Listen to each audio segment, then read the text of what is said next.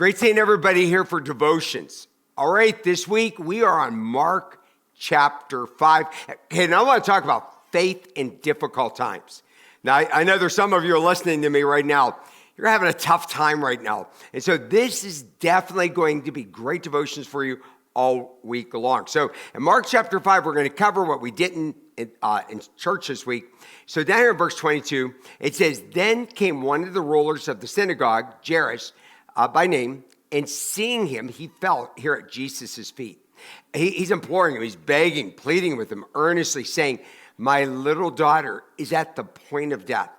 Come and lay your hands on her, so that she may be made well and live.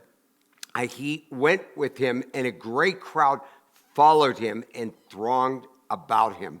You know, I had dinner last night with some families, and one of the families, they have a son, he's an older teenager, and he's in really, really bad shape with cancer.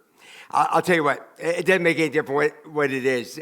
When your child's life is in danger and you realize this is not going well, I mean, you'd do anything, wouldn't you? I mean, you'd sell everything, you'd give everything away. Well, let me tell you what's amazing about this story. This man here is a ruler of the synagogue. People seem to miss out on that. So the high priests, the Pharisees, the Sadducees, those who were in charge of the synagogue, they hated Jesus. Okay, so this man is risking his livelihood. He's risking being persecuted to turn to Jesus as a ruler in the synagogue. I mean, this is sad, isn't it?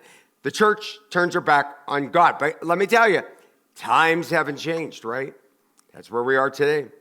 Some preachers, some priests ought to go out there, quit your jobs and go get another job. Go get an honest living because they're not preaching God's word.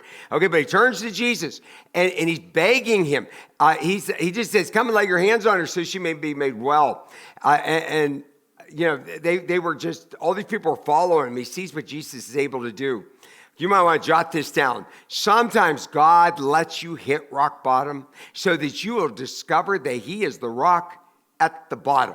Now, if you want God to help you in the middle of your hard time, then you have to realize you may go all the way to the bottom.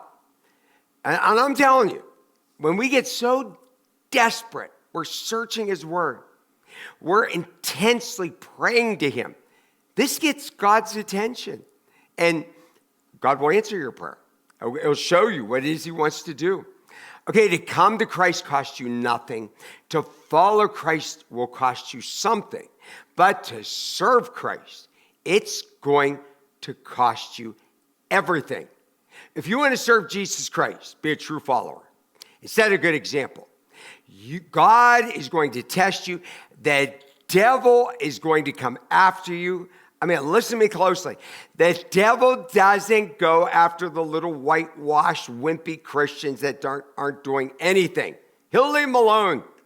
He'll go after people who want to follow God and honor him because he wants to destroy you.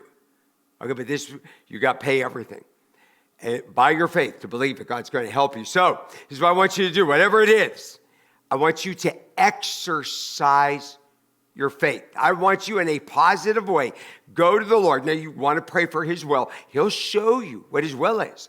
But many times his will is to do what seems to be impossible. But our God can do it. But you have to go after him with a positive faith, believing and begging and pleading and claiming. God will answer your prayer.